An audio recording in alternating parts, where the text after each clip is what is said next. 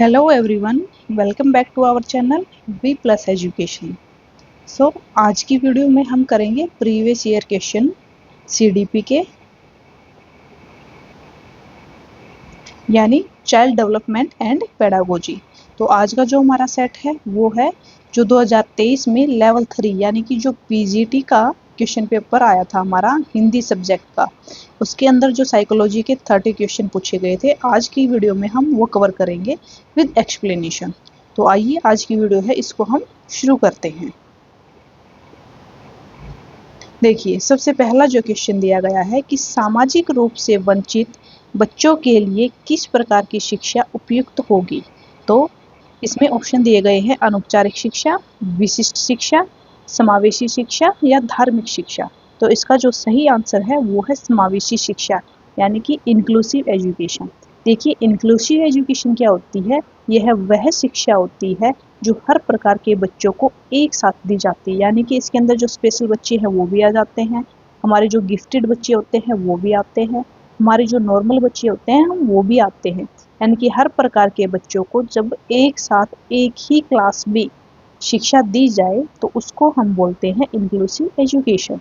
तो यहाँ पर जैसा कि क्वेश्चन में पूछा गया है कि सामाजिक रूप से वंचित यानी कि जो बच्चे जिनका सोशल डेवलपमेंट ठीक से नहीं हो रखा, जो बच्चे हैं, बच्चों की कोई कैटेगरी नहीं बता रखी, वो बच्चे हमारे मेंटली रिटार्डेड भी हो सकते हैं, हमारे स्पेशल बच्चे भी हो सकते हैं, हमारे गिफ्टेड बच्चे भी हो सकते हैं, हमारे नॉर्मल बच्चे भी हो सकते हैं।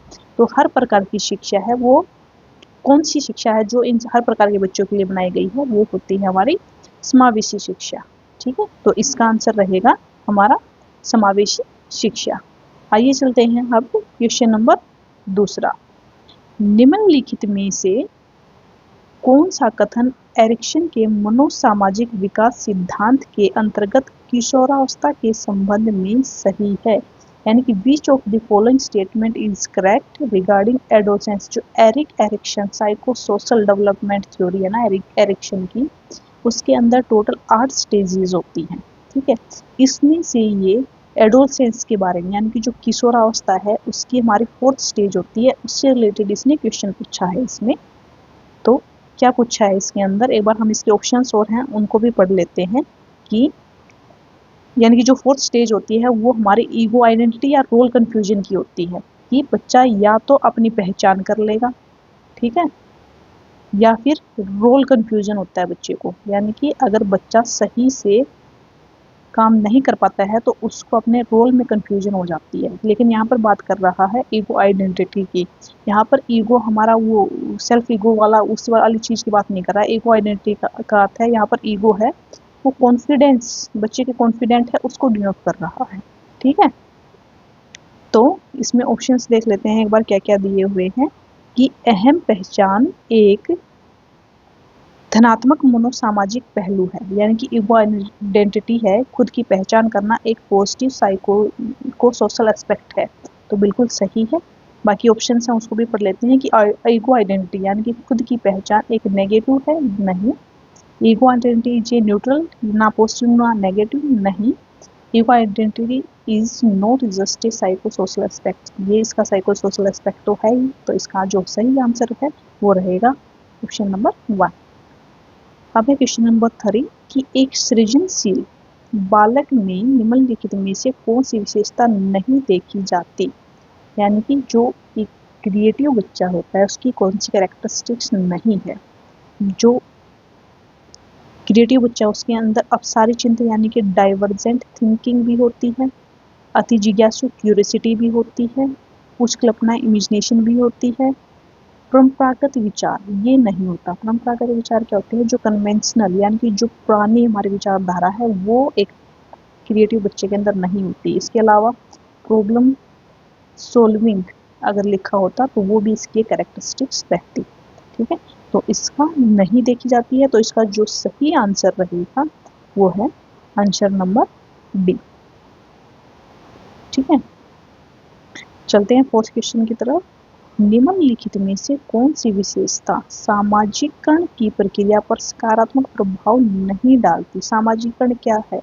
सामाजिकरण की प्रोसेस क्या होती है? सामाजिकरण एक ऐसी प्रक्रिया है जहां पर बच्चे के सोसाइटी यानी कि समाज के साथ रहने, उसका सोशल डेवलपमेंट कैसा है, कितना वो सोसाइटी की जो रोल्स होते हैं उसके अंदर इन्वॉल्व होता है। ठीक है, ये सारी चीज़ें इसके अंदर काउंट होती है। तो क्या सामाजिक रूप से स्वीकृत व्यवहार सही है, लेकिन हमें क्या है, नहीं, नेगेटिव पॉइंट्स ढूंढना है। स्वीकृत सामाजिक भूमिकाएं निभाना, ये भी सोशलाइजेशन का पार्ट है। सामाजिक अभिव्यक्ति का विकास, ये भी सही है। सामाजिक पूर्वाग्रह का विकास, नहीं। पूर्वाग्रह क्या होते हैं, जो पहले से ही स्टेटमेंट्स, जो चीज़ें बनाई गई हैं उनको हम पूर्वाग्रह बोलते हैं। ठीक है, प्रीजोडाइस जिनको हम बोलते हैं। तो प्रीजोडाइस क्या होते हैं, जो पहले की धारणाएं बनी हुई हैं, पहले से बनी धारणाएं। अगर पहले से बनी जो धारणाएं हैं उनको हम स्वीकार करेंगे तो वो सोशलाइजेशन यानी कि सोशल डेवलपमेंट में किस तरह से अपनी भूमिका दिखा सकता है। ठीक है, तो ये हमारा गलत पॉइंट है। तो इसका एक एग्जाम्पल भी आप ले सकते हैं। जैसे पहले से बनी हुई धारणाएं होती हैं कि जैसे जो लड़कियां हैं, फीमेल हैं, वो सिर्फ घर का काम संभालेंगी। ठीक है, और जो लड़के होंगे वो बाहर का काम देखेंगे। ठीक है, जैसे ये पहले जो लोग थे उनकी यही धारणाएं होती थी, जो लड़कियां हैं, स्त्रियां हैं, वो सिर्फ घर का काम करेंगी, कोई पढ़ाई लिखाई का काम नहीं करेंगी, कोई बाहरी काम नहीं करेंगी। अगर वही चीज़ हम आज भी फॉलो करें, उसी चीज़ को माने, तो हमारा सोशलाइजेशन है वो प्रोसेस नहीं है, मतलब हमारा सोशल डेवलपमेंट नहीं हो रखा। ठीक है, तो इसका जो नेगेटिव पॉइंट्स था वो यही था। तो इसका जो सही आंसर है वो है फोर्थ, क्योंकि इसके अंदर जो है नेगेटिव क्वेश्चन पूछा गया है। अब चलते हैं नेक्स्ट क्वेश्चन की तरफ। क्वेश्चन नंबर 5, वाइगोत्स्की का समीप विकास क्षेत्र संदर्भित करता है। तो जो वाइगोत्स्की है, ले वाइगोत्स्की इनका पूरा नाम है, ले वाइगोत्स्की। इन्होंने एक थ्योरी दी हुई है। ठीक है, इसमें क्या है कि जैसे इस पर एक एग्जाम्पल के थ्रू समझते हैं। जैसे कि एक ये है, बच्चा को कुछ है, कोई छोटा, उसको 2 + 3 = 5, वो आराम से इस क्वेश्चन है उसको सोल्व कर लेता है। ठीक है, लेकिन उसके बाद उसके पास आती है 2 + 3 × 5 ÷ 8। ठीक है, ये उसके पास प्रॉब्लम आती है, तो इसको बच्चा सोल्व नहीं कर पाता। जो ये प्रॉब्लम है सिंपल, जो 2 + 3 इसको सोल्व कर लेता है, बट ये जो ब्रैकेट के अंदर और मल्टीप्लिकेशन डिवाइडेशन सारी एक साथ दे रखी है, तो यहाँ पर बच्चा कंफ्यूज हो जाता है कि किस तरह से इस क्वेश्चन को सोल्व करना है। लेकिन इस प्रॉब्लम को बच्चा सोल्व कर लेगा with the help of teacher, या किसी भी अपने बड़े भाई बहन की सहायता से, या अपने पेरेंट्स की सहायता से, किसी की भी सहायता से इस प्रॉब्लम है इसको सोल्व कर लेगा। ठीक है, तो ये जो पोर्शन होता है ना, इसको हम बोलते हैं Z zone of proximal development, ZPD। तो यहाँ पर जिस जोन ऑफ प्रोक्सिमल डेवलपमेंट की बात की गई है ना, वो ये होता है। और जो ये वाला पोर्शन होता है 2 + 3, जहाँ पर बच्चा अपने आप से, बच्चे को नॉलेज होती है, उसको बोलते हैं ZAD, यानी कि जोन ऑफ एक्चुअल डेवलपमेंट। ये बच्चे का जो डेवलपमेंट है वो हो चुका है। ठीक है, तो देखिए ये जो प्रोसेस थी, यहाँ पर बच्चे है अपने आप से प्रॉब्लम है उसको सोल्व कर लेता है, यानी कि जोन ऑफ एक्चुअल डेवलपमेंट। ये हो गया ZPD, zone of proximal development. तो यहाँ से यहाँ तक ये जो चीज़ है, इसको जो सोल्व करता है with the help of teacher या पेरेंट्स या किसी की भी हेल्प से, तो जो इसकी हेल्प करता है, चाहे टीचर हो चाहे पेरेंट्स, उसको हम बोलते हैं MKO, यानी कि मोर नॉलेजेबल अदर। ठीक है, ये मैं आपको इसलिए बता रही हूँ कि क्योंकि इसकी हर एक टर्म से क्वेश्चन बनते हैं। ठीक है, अब जैसे इसमें जोन ऑफ प्रोक्सिमल डेवलपमेंट से पूछ लिया, तो किसी में जोन ऑफ एक्चुअल डेवलपमेंट पूछ सकता है कि जहाँ पर बच्चा बिना किसी की सहायता के जो प्रॉब्लम उसको सोल्व कर लेता है, तो वो होता है zone of actual development.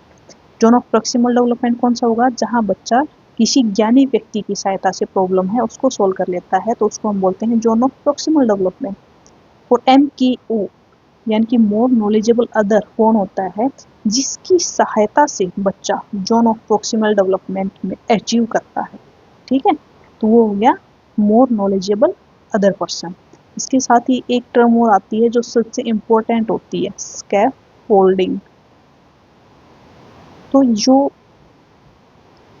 Teacher या जो पेरेंट्स इसको जो एक टेम्परेरी सपोर्ट प्रदान करते हैं ना बच्चे को इस प्रॉब्लम को सोल्व करने के लिए, जैसे टीचर है या पेरेंट्स है कोई भी इसको बता देगा कि इसको आप बदमाश का एक फॉर्मूला है इससे अप्लाई करेंगे। सबसे पहले ब्रैकेट ओपन करेंगे, ऑफ है तो ऑफ, फिर डिवीजन, फिर मल्टीप्लिकेशन, फिर एडिशन और फिर सब्ट्रैक्शन। तो बच्चे को जो ये टेम्परेरी सपोर्ट, ये जो सपोर्ट है इसको हम बोलते हैं टेम्परेरी सपोर्ट। ठीक है, तो ये टेम्परेरी सपोर्ट है, इसी को हम बोलते हैं स्कैफोल्डिंग। ठीक है, आई होप ये सारी की सारी टर्म है आपको क्लियर हो गई होंगी। तो जो वाइगोत्स्की है इसकी जो थ्योरी है उससे रिलेटेड हर एक टर्म इम्पोर्टेंट होती है, यानी कि जोन ऑफ एक्चुअल डेवलपमेंट, यहाँ से बच्चा जाता है zone of proximal development with the help of MKO, और जो ये टेम्परेरी सपोर्ट है, टेम्परेरी सपोर्ट, इसी को हम बोलते हैं स्कैफोल्डिंग। ठीक है, सिर्फ इतनी सी थ्योरी है, इसको आपको समझना है। तो वाइगोत्स्की की है उससे रिलेटेड, उसकी थ्योरी से रिलेटेड जितने भी क्वेश्चन आएंगे ना आप सोल्व कर लेंगे। ठीक है, आइए अब अपना जो क्वेश्चन है इसको हम पढ़ते हैं कि वाइगोत्स्की का संयुक्त विकास क्षेत्र क्या संदर्भित करता है, यानी कि जोन ऑफ प्रॉक्सिमल डेवलपमेंट है वो क्या है, बच्चा स्वतंत्र रूप से क्या कर सकता है, ये कौन सा हो गया हमारा जोन ऑफ एक्चुअल डेवलपमेंट। ठीक है, बच्चा स्वतंत्र रूप से क्या नहीं कर सकता है, इसके बारे में हमारा कुछ नहीं है। बच्चा किसी ज्ञानी व्यक्ति के निर्देशन में क्या कर सकता है, ये है जोन ऑफ प्रॉक्सिमल डेवलपमेंट। तो इसका सही आंसर है वो आ जाएगा 3। ठीक है, अब चलते हैं क्वेश्चन नंबर 6 की तरफ। यदि कोई शिक्षार्थी अपेक्षित उपलब्धि हासिल नहीं कर पाता तो उसका कारण जानने के लिए किस प्रकार का परीक्षण किया जाता है, यानी कि if A learner does not achieve the expected performance, यानी कि सपोज करो कि आप किसी बच्चे को कोई भी कंसेप्ट सिखा रहे हैं, मान लो आप पाइथागोरस थ्योरम सिखा रहे हैं किसी बच्चे को। ठीक है, लेकिन वो बच्चा क्या है कि बार बार मिस्टेक कर रहा है, गलती कर रहा है, और इसका जो आंसर है वो सही नहीं निकाल पा रहा, उसको इसको समझने में दिक्कत हो रही है। ठीक है, तो क्या करेंगे इस केस में, आप देखिए रचनात्मक यानी कि फॉर्मेटिव असेसमेंट। फॉर्मेटिव असेसमेंट कब होता है, जो बच्चे की रेगुलर प्रोग्रेस को जांचने के लिए बनाया जाता है। ठीक है, तो इसका आंसर ये नहीं आएगा। डायग्नोस्टिक क्या होता है, निदानात्मक, यानी कि किसी बच्चे को प्रॉब्लम कहाँ पे आ रही है किसी भी कंसेप्ट को सीखने में, तो वहाँ पर करते हैं हम डायग्नोस्टिक असेसमेंट। रेमेडियल क्या होता है, जब हमें उपचार देना है कि हाँ बच्चे को ये दिक्कत आ रही है, यानी कि पहले डायग्नोस्टिक होगा, वहाँ से बच्चे का हमें पता चलेगा कि बच्चा कहाँ गलती कर रहा है, बच्चा स्क्वायर में गलती कर रहा है या बच्चा एडिशन में गलती कर रहा है। ठीक है, तो फिर हम उसको उपचार देंगे। अगर बच्चे को स्क्वायर नहीं आता तो बच्चे को स्क्वायर करना सिखाएंगे, अगर बच्चे को मल्टीप्लिकेशन में दिक्कत है तो बच्चे को मल्टीप्लिकेशन सिखाएंगे। ठीक है, तो रेमेडियल है वो हमेशा डायग्नोस्टिक के बाद आता है, पहले बच्चे का डायग्नोस होगा इसके बाद रेमेडियल। सिमिलरली कैसे, जब आप किसी डॉक्टर के पास जाते हैं तो डॉक्टर सबसे पहले जांच करता है आपके टेस्ट या रिपोर्ट, उसकी बेस पर आपको दवाइयाँ वगैरह लिखता है। ठीक है, तो सेम चीज़ यहाँ पे है। और जो लास्ट में है इसके बाद है जो फोर्थ की समेटिव। समेटिव कब होता है, जब बिल्कुल लास्ट में एनुअली आपके जो एग्ज़ाम होते हैं, इस तरह से आप इनको समझ सकते हैं। तो अगर किसी बच्चे को कुछ भी समझने में दिक्कत आ रही है तो हम क्या करेंगे, बच्चे के लिए डायग्नोस्टिक इवेल्युएशन है वो करेंगे। तो इसका जो सही आंसर है वो है निदानात्मक। इसके बाद नेक्स्ट क्वेश्चन है 7th, समावेशन केवल दिव्यांग लोगों तक ही सीमित नहीं है बल्कि इसका अर्थ किसी भी बच्चे का बहिष्कार न होना है, ये एक स्टेटमेंट दी गई है। ठीक है, शिक्षा में समावेशन का यह अर्थ किसके द्वारा स्पष्ट किया गया है, तो एक स्टेटमेंट दी गई है, ये कौन से डॉक्यूमेंट में लिखी गई है, तो इसका आंसर है NCF 2005, नेशनल करिकुलम फ्रेमवर्क 2005 है, उसके अंदर ये एज इट इज इसकी डेफिनेशन है इंक्लूसिव एजुकेशन की, वो लिखी गई है। इसके बाद है हमारा 8वां क्वेश्चन, वृद्धि एवं विकास में किस प्रकार के परिवर्तन होते हैं। तो सबसे पहला शरीर के आकार में परिवर्तन होता है, शरीर के अनुपात में परिवर्तन, ये भी ठीक है। पुराने लक्षणों का विलोपन और नवीन विशेषताओं का अधिग्रहण, यानी कि नई चीजें भी बच्चा है वो एक्विजिशन होता है। तो पुराने लक्षणों का विलोपन है, ये भी होगा। कैसे? जैसे जब छोटा बच्चा होता है, ठीक है, उसकी कुछ आदत होती है, जैसे स्किन की होती है, यानी कि बच्चा क्या है, हाथ या अंगूठा चूसने की आदत होती है बच्चे को, ठीक है। लेकिन जैसे ही बड़ा होता है धीरे धीरे ये हैबिट है वो छूट जाती है, ठीक है। तो ये चारों की चारों हैं, इसके अंदर आएंगी ए बी सी और डी। आंसर रहेगा इसका 4th। अब चलते हैं नेक्स्ट क्वेश्चन 9th। निम्नलिखित में से कौन सा कथन अभिप्रेरणा यानी कि मोटिवेशन का अधिगम पर सकारात्मक प्रभाव स्पष्ट नहीं करता? देखो, मोटिवेशन क्या क्या करता है। अभिप्रेरणा मोटिवेशन क्या है, सीखने के व्यवहार को क्षीण करती है। दूसरा, अभिप्रेरणा सीखने के व्यवहार को निश्चित दिशा प्रदान करती है, सीखने के व्यवहार में सक्रियता लाती है, और इसको क्या है, चयनात्मक बनाती है, ये भी ठीक है। लेकिन जो मोटिवेशन है वो कभी भी लर्निंग है उसको इम्पार्ट यानी कि क्षीण नहीं करती। तो नहीं का ही आंसर पूछा है, तो आंसर हो जाएगा फर्स्ट। इसके बाद है क्वेश्चन नंबर 10। कोलबर्ग के नैतिक विकास सिद्धांत के अंतर्गत नैतिकता की अवस्थाओं को उनके स्तर में सम्मिलित कीजिए। ये एक बिल्कुल सिंपल सा और साधारण सा क्वेश्चन बनता है। आपको पता है लॉरेंस कोलबर्ग है, उसने टोटल 3 तो लेवल हैं, 3 तो स्तर हैं, उसकी 6 स्टेज हैं, ठीक है। तो आपको सिर्फ उनको याद करना है। जैसे कि जो अच्छे अंतर्वैयक्तिक संबंध, ये हमारी जो स्टेज 2 है उससे रिलेटेड है, ठीक है। व्यक्तिवाद एवं विनियमन, ये हमारी फर्स्ट स्टेज से। सामाजिक अनुबंध, ये हमारी 3rd स्टेज का है। और सार्वभौमिक नियम, ये भी हमारी 3rd से है। तो यानी कि 1st, 2nd, 3rd और 3rd। नहीं, 1 मिनट, ये यहाँ पे थोड़ी सी मिस्टेक हो गई है। ये है अच्छे व्यक्तिगत संबंध 2nd से है, और व्यक्तिवाद विनियम 1st से है। तो 2nd, 1st, 3rd और 3rd, 2nd, 1st, 3rd और 3rd। तो जो 4th है वो इसका आंसर रहेगा, ठीक है। अब चलते हैं हम क्वेश्चन नंबर 11 के।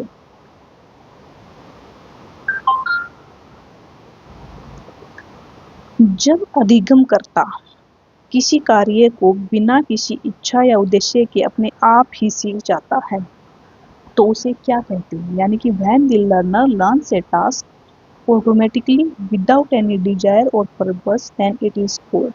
यानी कि कोई बच्चा है, ठीक है, उसका सीखने का कोई उद्देश्य नहीं है, ठीक है, वो कुछ काम कर रहा है और सडनली उसने कुछ सीख लिया, यानी कि इंसिडेंटली उसने कुछ सीख लिया, तो क्या रहेगा? तो यहाँ पे अपने आप ही लिखा हुआ है, देखो, इंसिडेंटल लर्निंग, यानी कि आकस्मिक, एकदम से एक्सीडेंटली उसने कुछ सीख लिया। तो क्या है, इस तरह की जो लर्निंग होती है वो इंसिडेंटल लर्निंग होती है, ठीक है। नेक्स्ट क्वेश्चन है, निम्नलिखित में से कौन सा कथन जैविक अभिप्रेरकों के संबंध में सही नहीं है? जैविक अभिप्रेरकों यानी कि बायोलॉजिकल मोटिव क्या होते हैं? जैविक अभिप्रेरक होते हैं यानी कि भूख लगना,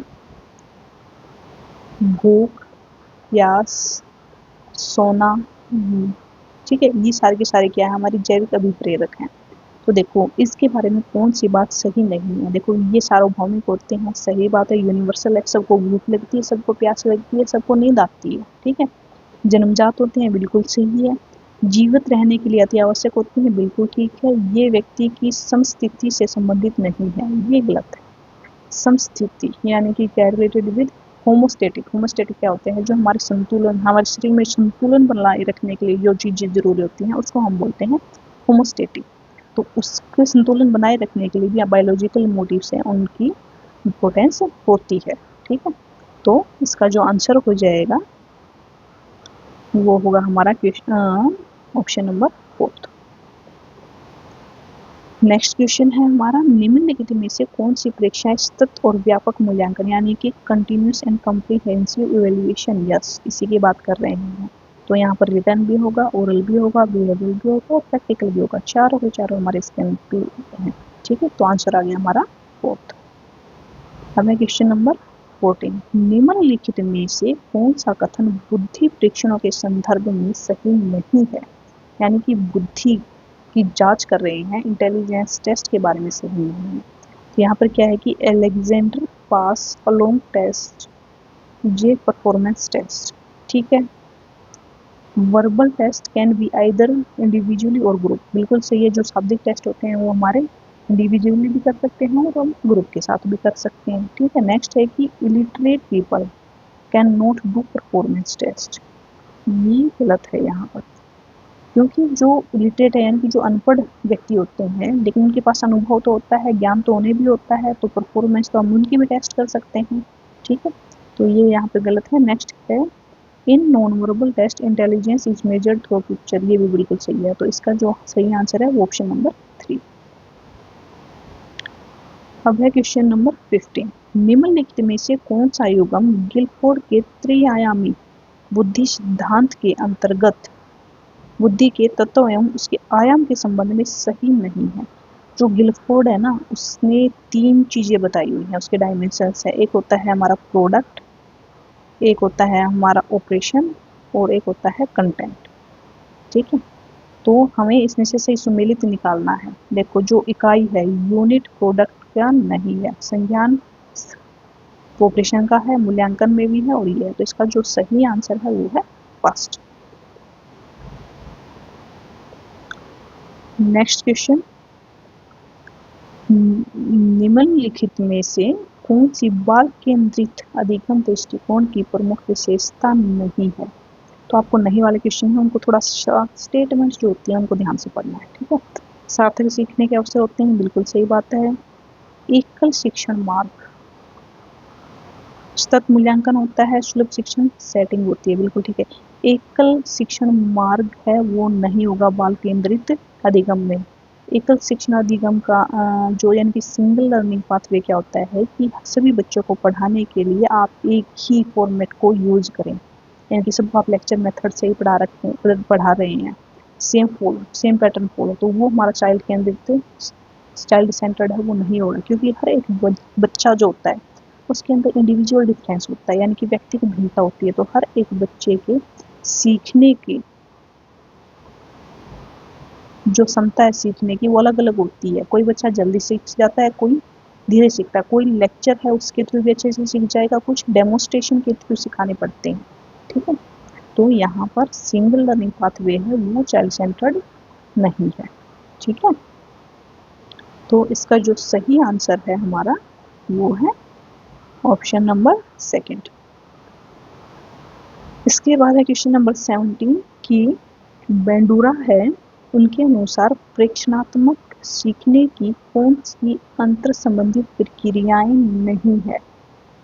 तो देखो जो बेंडूरा है उन्होंने उनकी अटेंशिव प्रोसेस भी है, रिटेंशनल भी है और मोटिवेशनल भी है, लेकिन कंजक्शनल है वो नहीं है, ठीक है। यानी कि धारणात्मक भी है, प्रेरणात्मक भी है, अवधानात्मक भी है, लेकिन जो यहाँ है यहाँ इसकी जगह पे है प्रेरक। 4 हैं, ठीक है, लेकिन संयोजनात्मक है वो बेंडोरा के नहीं है, ठीक। इसके बाद है क्वेश्चन नंबर 18 कि बेंडोरा के सामाजिक अधिगम सिद्धांत यानी कि सोशल लर्निंग थ्योरी के अनुसार जब कोई व्यक्ति दूसरे के व्यवहार को देखकर और दोहराकर वही व्यवहार सीख लेता है तो इसे क्या कहते हैं। बेंडोरा ने इसे मॉडलिंग कहा है, ठीक है। अडैप्शन है ये आपको पता है, पियाजे ने टर्म दी हुई है, ठीक है। आत्म ऑब्जर्वेशन, खुद से कुछ चीज़ों को फॉलो करना, ठीक है। तो बेंडोरा है उन्होंने मॉडलिंग जो शब्द है इसका इस्तेमाल किया है। इसके बाद है नेक्स्ट क्वेश्चन नंबर 19 स्टर्नबर्ग। तो जो स्टर्नबर्ग के त्रितंत्र यानी कि जो त्रिआयामी भी बोल सकते थे हम, त्रिआयामी सिद्धांत के अंतर्गत घटकीय बुद्धि में कौन सा उपघटक सम्मिलित नहीं है, ठीक है। तो इसमें हमारा क्या है, मेटा घटक होता है एक तो, ठीक है। एक होता है हमारा प्रयोगात्मक घटक और नहीं, प्रयोगात्मक घटक है वो नहीं है, निष्पादन घटक होता है और ज्ञान संग्रहण होता है, यानी कि जो एक्सपेरिमेंटल है वो नहीं होता, ठीक है। इसके बाद है क्वेश्चन नंबर 20 की एक अधिगम निर्योग्यता यानी कि लर्निंग डिसेबिलिटी की बात कर रही हैं। That effect the acquisition of arithmetic यानी कि मैथ में अगर अंक गणितीय में अगर उस बच्चे को दिक्कत है तो उसको हम बोलते हैं डिसकैलकुलिया। ठीक है, तो किस तरह से आप इनको याद कर सकते हैं इसका भी एक आपको थोड़ी सी छोटी सी ट्रिक बताती हूँ। देखो, अंक गणित यानी कि मैथ के अंदर हम क्या करते हैं, कैलकुलेशन। ठीक है, कैलकुलेशन से हम याद करते हैं, इसको रिलेट कर सकते हैं कैलकुलिया। ठीक है, तो डिसकैलकुलिया होती है वो रिलेटेड होती है हमारी मैथमेटिक्स या कैलकुलेशन है उससे संबंधित। डिसग्राफिया, देखो ग्राफ है, ग्राफ को आप बनाते हैं। ठीक है, बनाने के लिए आपको क्या जरूरत पड़ती है, लिखने की। ठीक है, तो जो राइटिंग से रिलेटेड होती हैं वो होती हैं हमारी राइटिंग से रिलेटेड, वो होती है डिसग्राफिया। ठीक है, डिसलेक्सिया जो होती है वो तो आपको बहुत ही कॉमन सी है, हर क्वेश्चन उसमें एग्जाम में आ जाती है, ये होती है हमारी रीडिंग से रिलेटेड। ठीक है, और डिसमैग्नीसिया ऐसी कोई लर्निंग डिसेबिलिटी होती ही नहीं है। ठीक है, इसके बाद है क्वेश्चन नंबर 21 की choose the correct sequence of 5 stage theory of psycho sexual development theory. तो इसको भी याद करने की एक ट्रिक है कि आपका जैसे क्वेश्चन नंबर है 21, इसके लिए आप याद करें ओ प्लैग PLG, ओ PLG, ओ से ओरल, एनल, पैलिक, लेटेंसी और जी से जेनेटियल। तो आपकी जो फ्रूड की साइको सेक्सुअल डेवलपमेंट थ्योरी है इसको इस तरह से याद कर सकते हैं। तो यहाँ पे देख लीजिए, ओ ये नहीं है, एनल ही आ गया, ओरल, एनल, पैलिक, लेटेंसी और जेनेटियल। तो जो सेकंड थर्ड आंसर है वो इसका ठीक रहेगा आंसर था। ठीक है, इसके बाद है क्वेश्चन नंबर 22। पेवलो के शास्त्रीय अनुबंधन अधिगम सिद्धांत के अनुसार स्वाभाविक एवं अनुबंधित उद्दीपकों के प्रस्तुतिकरण का कौन सा कालिक क्रम सीखने को सर्वाधिक प्रभावित करेगा। यानी कि बच्चे के जो नेचुरल स्टिमुली और कंडीशनल यानी कि अनकंडीशनल स्टिमुलस और कंडीशनल स्टिमुलस, इन दोनों में को सबसे ज़्यादा प्रभावित क्या करेगा, स्टिमुलस तो करेगा नहीं। ठीक है, तो डिलेड इसका आंसर रहेगा, क्योंकि जितना ज़्यादा हम डिले करेंगे, जैसे इसमें क्या होता है कि एक डॉग होता है। ठीक है, तो उसको एक बेल होती है, बेल बजने पे बच्चे को क्या, डॉग जो है उसको खाना मिलता है। ठीक है, फूड मिलता है उसको। तो क्या है कि जितना हम बेल बजाएंगे, ठीक है, लेकिन डिले करेंगे उसको खाना देने में, तो धीरे धीरे उसका जो स्टिमुलस रिस्पॉन्स है वो गिरता जाएगा। ठीक है, तो ये है इसको इफेक्ट करेगा। इसके बाद नेक्स्ट है कि प्याजे से क्वेश्चन बनता ही बनता है, आप सभी को पता है। ठीक है, इन विच स्टेज ऑफ प्याजे cognitive development theory does the ability to abstract thinking and generalisation development. देखो, जब एब्स्ट्रैक्ट थिंकिंग की यानी कि कॉन्फिडेंस तो आप यहाँ से रिलेट कर सकते हैं। ठीक है, प्री ऑब्जर्वेशनल होती है, यहाँ पर टॉय स्टेज भी आती है, इसमें सेंसरी होती है, 0 से 2 इम्प्रेसिव स्टेज वगैरह आती है। लेकिन जो एब्स्ट्रैक्ट थिंकिंग और जनरलाइजेशन होता है ना, वो हमारे फॉर्मल स्टेज में होता है। ठीक है, फॉर्मल स्टेज कौन सी होती है, जिसमें हम 12 ईयर्स तक के बच्चे हैं वो आते हैं। तो इसका जो आंसर है वो है 4th, औपचारिक। इसी के अंदर जनरलाइजेशन आ जाता है। ठीक है, अब है क्वेश्चन नंबर 24। प्रतिभाशाली विद्यार्थियों के लिए यानी कि जो गिफ्टेड बच्चे होते हैं, निम्नलिखित में से कौन सी शैक्षिक व्यवस्था नहीं की जानी चाहिए। देखो, स्वतंत्र प्रोजेक्ट कार्य के अवसर तो देने चाहिए, इससे क्या है बच्चों की प्रतिभाशाली तो है, उनकी क्रिएटिविटी है और भी बढ़ेगी। ठीक है, इसके बाद त्वरण यानी कि एक्सेलरेशन, बच्चों को एक्सेलरेशन तो करने की जरूरत ऑब्वियसली जरूरत पड़ेगी, क्योंकि उनको क्या है और भी ज़्यादा हमें ऊपर पहुंचाना है। ठीक है, इसके बाद है रेमिडियल टीचिंग। तो रेमिडियल टीचिंग जो होती है वो जो मेंटली रिटार्डेड बच्चे होते हैं, ठीक है, जो डेफिशिएंसी जिन बच्चों के अंदर होती है फिजिकली या मेंटली किसी भी तरह की, उनको देते हैं हम उपचार। ठीक है, तो जो रेमेडियल टीचिंग होती है वो स्पेशल बच्चे जो होते हैं स्पेशल मतलब जिनकी मेंटली रिटार्डेड है, डेफिशिएंसी किसी प्रकार की, उनके लिए दी जाती है, ये गिफ्टेड बच्चों के लिए नहीं होती। ठीक है, तो इसका जो आंसर रहेगा वो रहेगा थर्ड। इसके बाद है क्वेश्चन नंबर 25।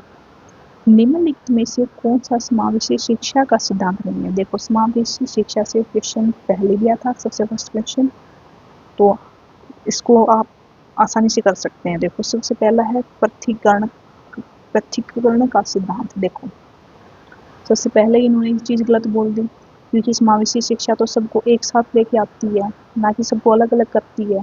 ठीक है, दूसरा सहयोग का होगा, विविधता का जश्न मनाने का सिद्धांत, और शिक्षा के अधिकार का सिद्धांत। तो सबसे पहला जो आंसर है प्रिंसिपल ऑफ सिग्रेशन, इसका आंसर रहेगा फर्स्ट ऑप्शन है। इसके बाद है 26। निम्नलिखित में से कौन सा तरीका व्यक्तिगत भिन्नताओं के अनुसार, यानी कि इंडिविजुअल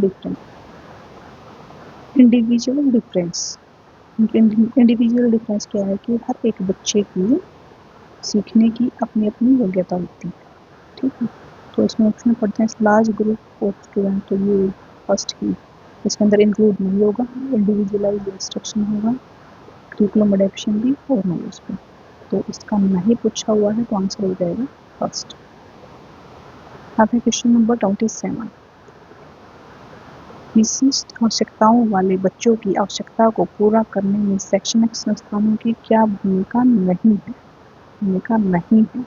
देखो, बिना भेदभाव के विद्यालय में प्रवेश देना, ये तो भूमिका है।